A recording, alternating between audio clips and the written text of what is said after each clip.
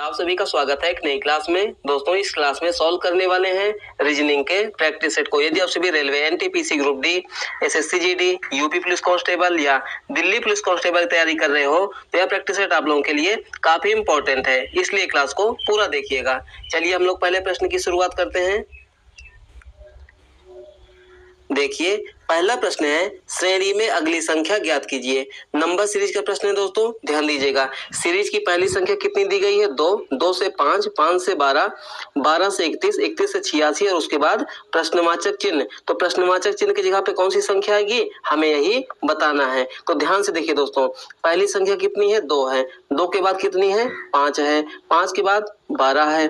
12 के बाद 31 है। 31 के बाद 86 और उसके बाद प्रश्नवाचक चिन्ह। देखिए दोस्तों, ऐसे प्रश्नों को हम लोग कैसे सॉल्व करेंगे, ध्यान दीजिएगा। 2 से हमें 5 पहुंचना है, तो 2 से 5 पहुंचने के कई तरीके हो सकते हैं। देखिए जैसे कि 2 में अगर हम लोग यहाँ पे 3 जोड़ दें तो भी हमारा कितना आ जाएगा? 5 आ जाएगा, ठीक है। लेकिन 5 से 12 पहुंचने के लिए हमें क्या करना होगा? 7 का यहाँ पे जो है जोड़ करना पड़ेगा, यानी 7 जोड़ना पड़ेगा। फिर उसके बाद देखिए 12 से 31 हो गया, संख्या बहुत ज्यादा बढ़ गई, तो यानी हम लोग यहाँ पे प्लस का कॉन्सेप्ट नहीं लगाएंगे। तो किसका लगाएंगे दोस्तों? यहाँ पे गुणा का। किसका लगाएंगे? गुणा का। तो चलिए यहाँ पे हम लोग गुणा का लगाते हैं। देखिए सबसे पहले 2 से 5, अगर हम लोग दोस्तों 2 में गुणा कर दें यहाँ पे 3 का, कितने का? 3 का, और उसमें से 1 घटा लेंगे तो कितना हो जाएगा? 5 हो जाएगा। 5 से 12, तो 5 से 12 कैसे बनेगा? 5 में गुणा कर देंगे दोस्तों 3 का, और उसमें जो है हम लोग क्या कर दें? 3 घटा दें तो कितना हो जाएगा? 12 हो जाएगा। उसी प्रकार से 12 से 31, देखिए वर्त यही होता है 36, उसमें से दोस्तों कितना घटा दें? 5 घटा दें तो कितना हो जाएगा? 31 हो जाएगा, ठीक है। यहाँ पे देखिए 31 से 86, तो हम लोग 31 में गुणा कर देंगे दोस्तों 3 का, तो 31 दिया हो जाएगा 93, और उसमें से दोस्तों कितना घटा देंगे? 7 घटा देंगे तो कितना हो जाएगा? 86 हो जाएगा। तो आगे क्या हो जाएगा? देखिए सबसे पहले हम लोग क्या करेंगे? पैटर्न को नोटिस करेंगे। पैटर्न यहाँ पे क्या बन रहा है? देखिए पहले वाले में देखिए गुणा 3, गुणे 3, गुणे 3, गुणे 3, तो आगे क्या हो जाएगा? गुणे 3, क्या हो जाएगा? गुणे 3 हो जाएगा। और क्या घटाया जाएगा? ध्यान से देखिएगा, -1, -2, -5, सॉरी -1, -3, -5, -7, तो आगे क्या हो जाएगा? -9 हो जाएगा। क्या हो जाएगा? -9 हो जाएगा। -9 क्यों होगा? क्योंकि देखिए -1 और -3, या फिर कह सकते हैं 1 और 3 के बीच में कितना अंतर है? 2 का अंतर है। 3 और 5 के बीच में कितना अंतर है? 2 का अंतर है।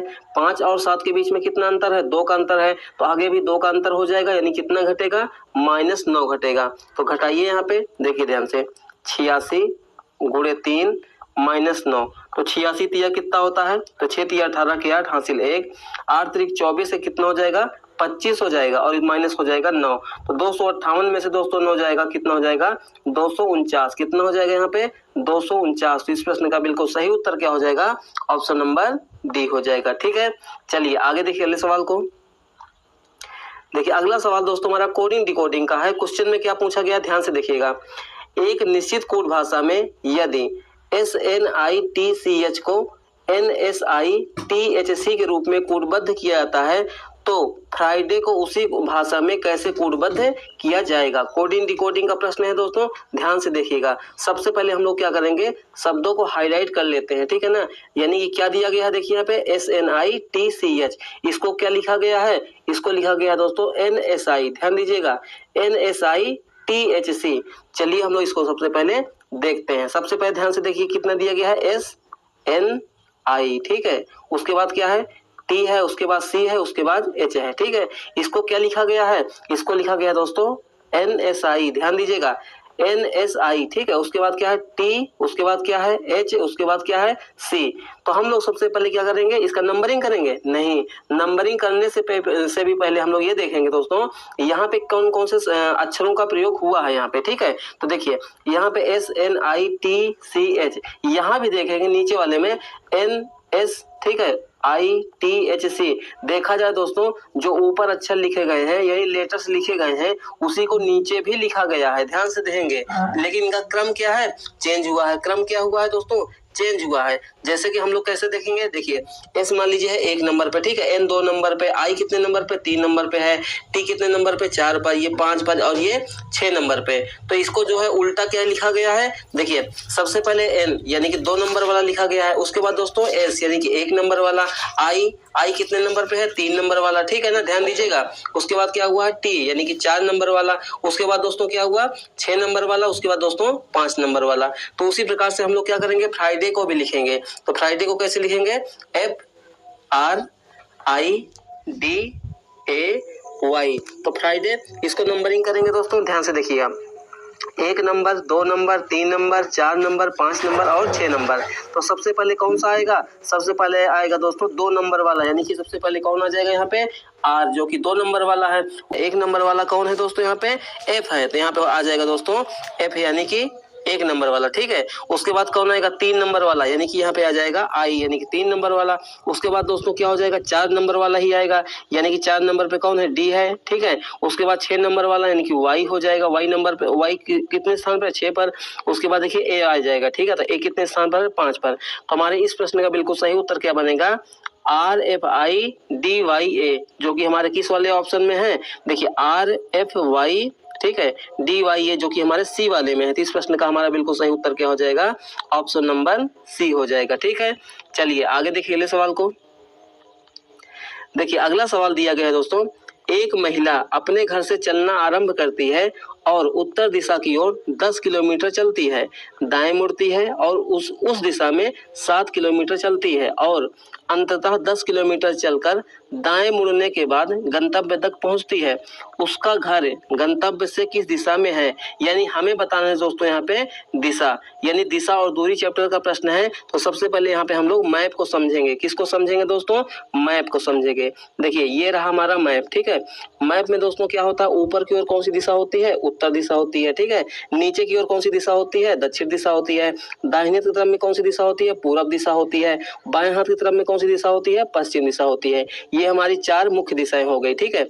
अब देखिए क्वेश्चन को हम लोग पढ़ेंगे। क्वेश्चन में क्या है दोस्तों, एक महिला अपने घर से चलना आरंभ करती है उत्तर दिशा, ध्यान दीजिएगा, और उत्तर दिशा की ओर कितना चलती है, 10 किलोमीटर। कितना चलती है, 10 किलोमीटर। तो सबसे पहले हम लोग क्या करेंगे, महिला को जो है उत्तर की ओर 10 किलोमीटर चलाएंगे।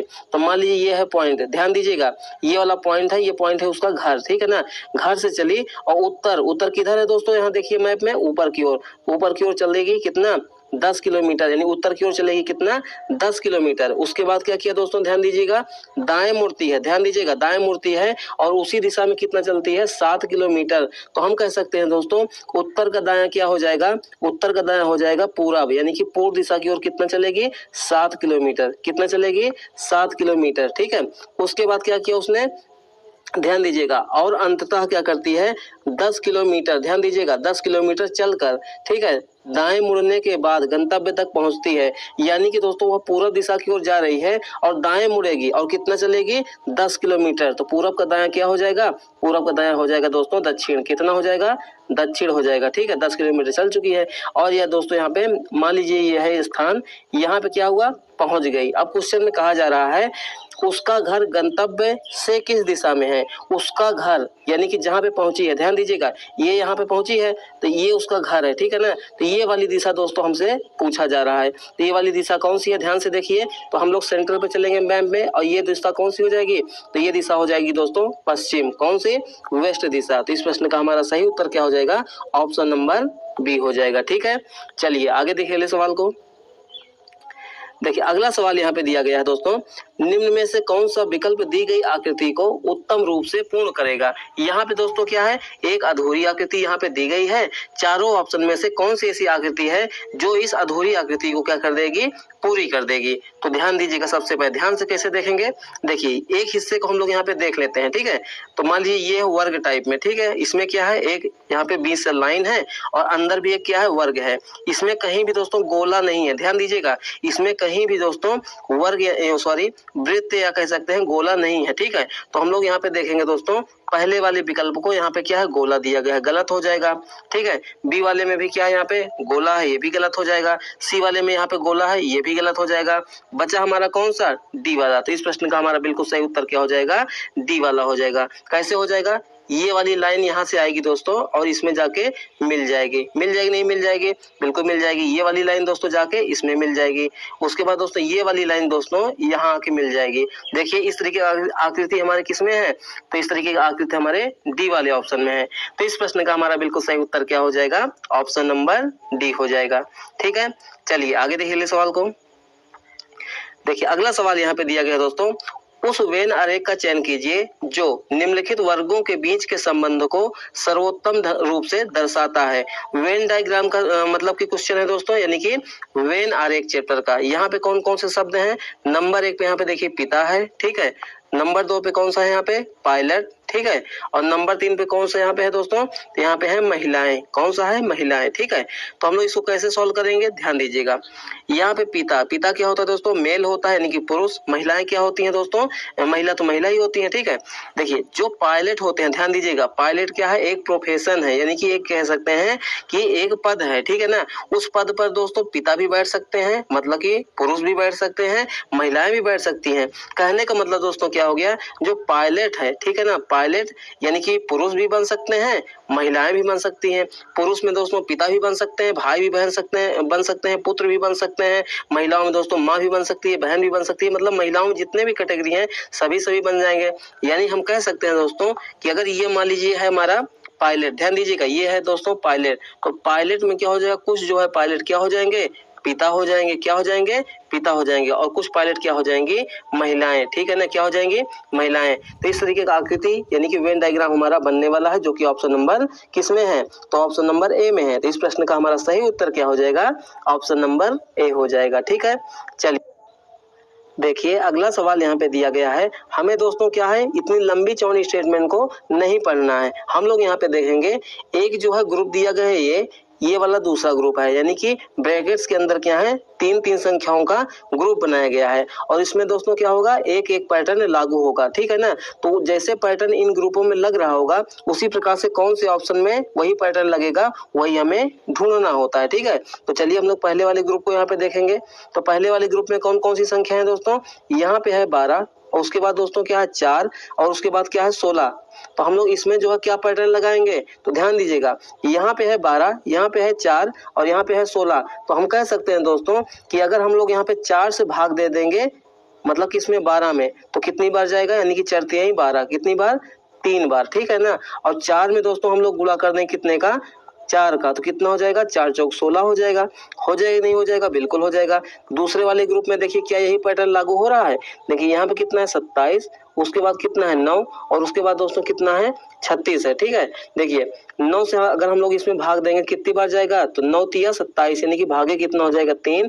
यहाँ देखिए तो 9 चौक कितना हो जाएगा? 36, यानी कि हमारा पैटर्न यहाँ पे मिल गया। पैटर्न क्या है? पहली वाली संख्या में बीच वाली संख्या से दीजिए 3 से भाग, मतलब 3 बार भाग दीजिए, और उसके बाद दोस्तों क्या कीजिए? 4 से गुणा। यहाँ भी देखिए 3 से भाग, 4 से गुणा। तो हम लोग पहले वाले में चलेंगे, ध्यान से देखिए। तो देखिए 13 और 37, ठीक है ना। तो 13 और 37 में क्या भाग जाएगा? नहीं जाएगा भाई, 37 में तो भाग ही नहीं जाएगा, ठीक है। अब देखिए ध्यान से देखिएगा, देखिए 15 और 39, क्या 15 से 39 में भाग जाएगा? नहीं जाएगा। तो हमारा ए और सी वाला कट गया, बचा दोस्तों हमारा कौन सा? बी वाला और डी वाला। तो देखिए ध्यान से यहाँ पे देखेंगे 13 से भाग देंगे 39 में, कितनी बार जाएगा? 13 39। यहाँ पे देखिए गुणा करेंगे 13 चौको 52। यहाँ पे देखिए 13 39, 13 चौको 52 होता है, जबकि यहाँ पे कितना दिया गया है? 54। तो हमारा ये वाला गलत हो जाएगा। बचा वाला कौन सा हमारा? Option number B.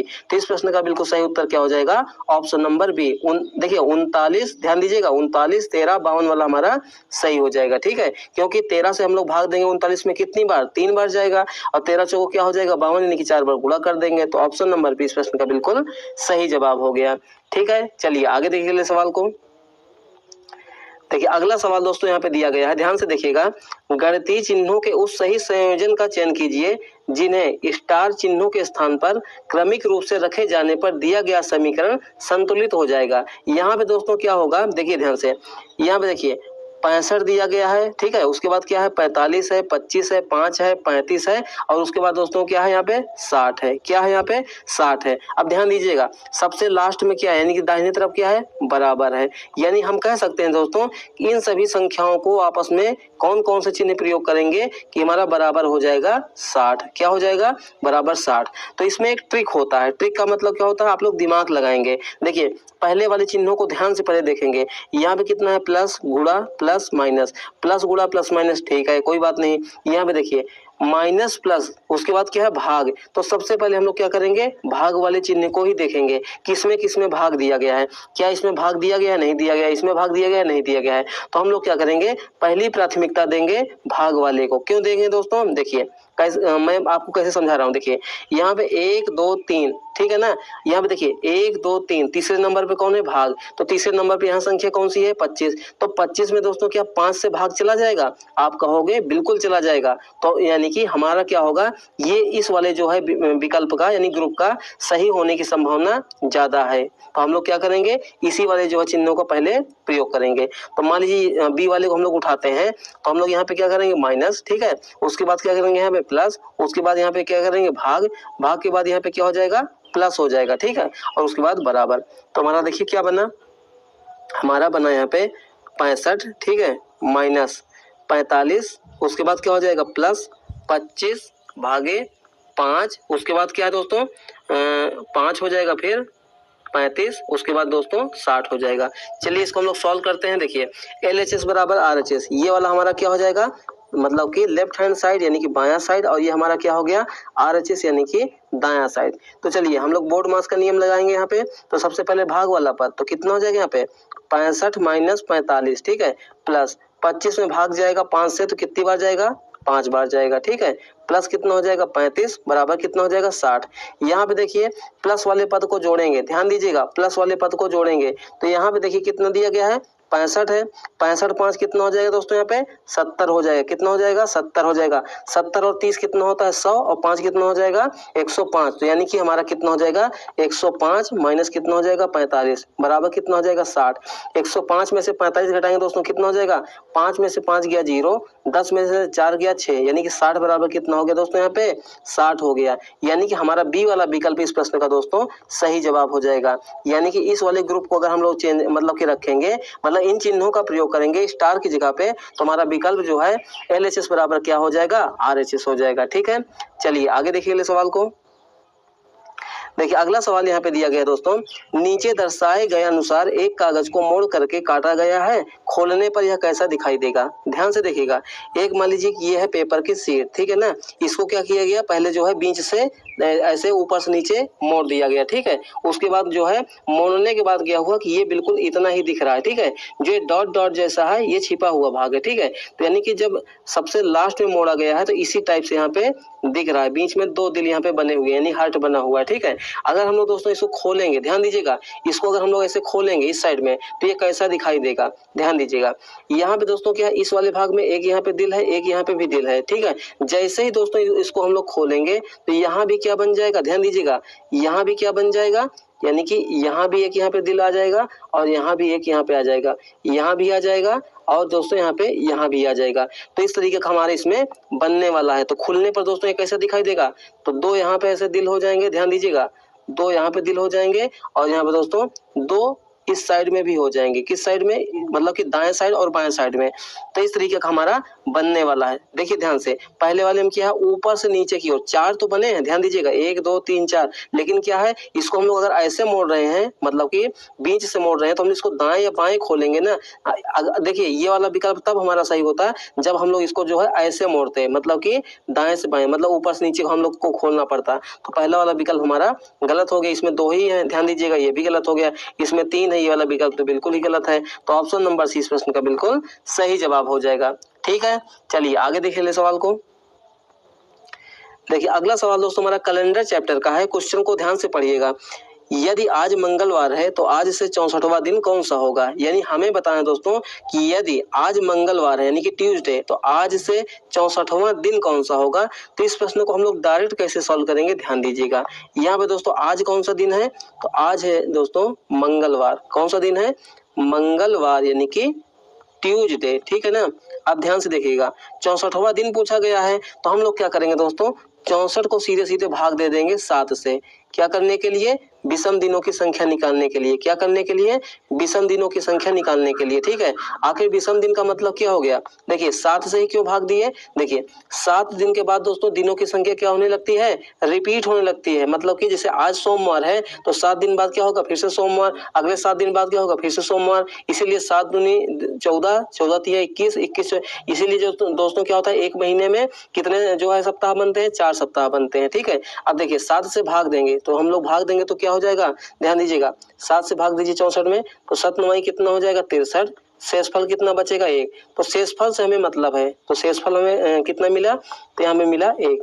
तो हम लोग क्या करेंगे दोस्तों, देखिए आज मंगलवार है और आज से 64वां दिन आने वाले भविष्य में, मतलब कि कैलेंडर में हम लोग आगे जा रहे हैं, तो यानी इस शेषफल को हम लोग क्या करेंगे, इसमें जोड़ देंगे। तो मंगलवार 1 कितना हो जाएगा, बुधवार, कितना हो जाएगा, बुधवार, यानी कि वेडनेसडे। तो इस प्रश्न का हमारा सही उत्तर क्या हो जाएगा, ऑप्शन नंबर बी हो जाएगा। क्या हो जाएगा, ऑप्शन नंबर बी हो जाएगा, ठीक है।